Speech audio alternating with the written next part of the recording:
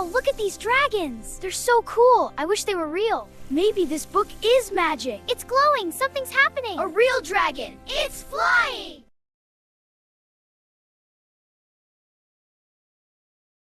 Hashtag the Potter and his clay.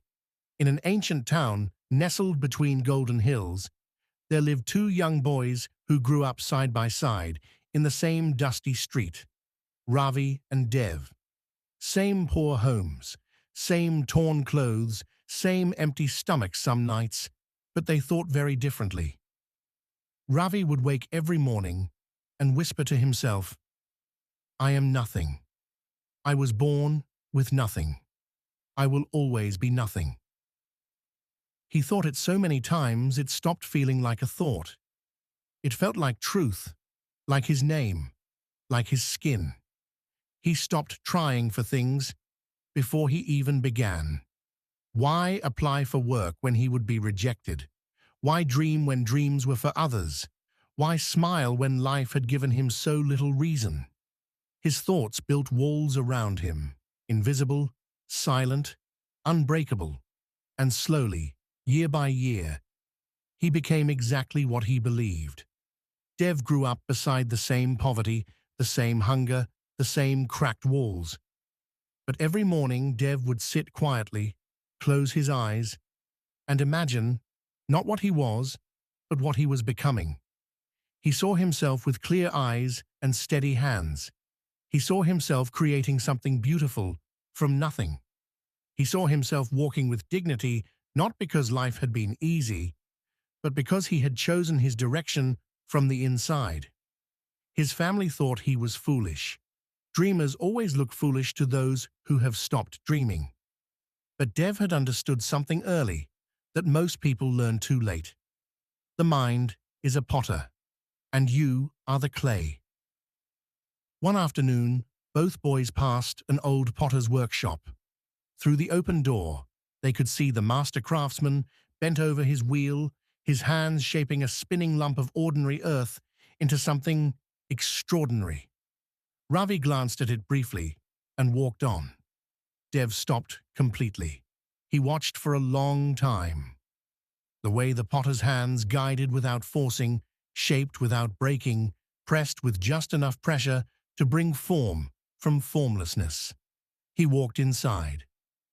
"Sir," Dev asked quietly, "does the clay decide what it becomes?" The old potter looked up with kind eyes. "The clay has potential," he said, "but without the potter's hands, it remains just mud. The hands decide. The intention decides. The vision decides." He patted the spinning vessel gently. "But here is the secret, boy. You are both the potter and the clay. Your hands are your thoughts. Your clay is your life. Every thought you press into yourself shapes you, slowly, silently, permanently." Dev felt those words enter him like light entering a dark room. From that day, Dev became fiercely careful about his thoughts. When fear came, "You will fail," he would catch it like a stone before it hit the clay and replace it with, "I am learning. I am growing. I am becoming." When others mocked him, "Who do you think you are?" he would smile quietly and think, "I am who I am choosing to become. Watch." He worked, he learned, he fell, he rose, he shaped himself. Thought by thought, day by day, the way a potter returns to the wheel every single morning, never expecting perfection, but always expecting progress. 20 years passed.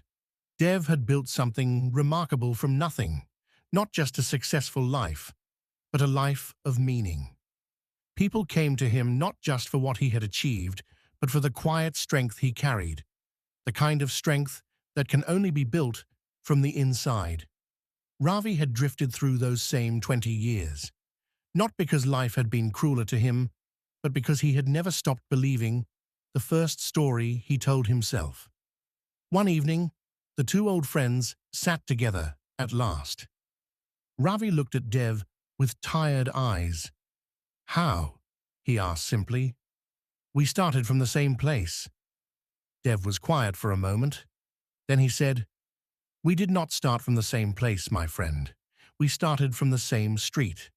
But we started from very different minds. And the mind," he paused, choosing his words like a potter choosing his clay. "The mind is everything."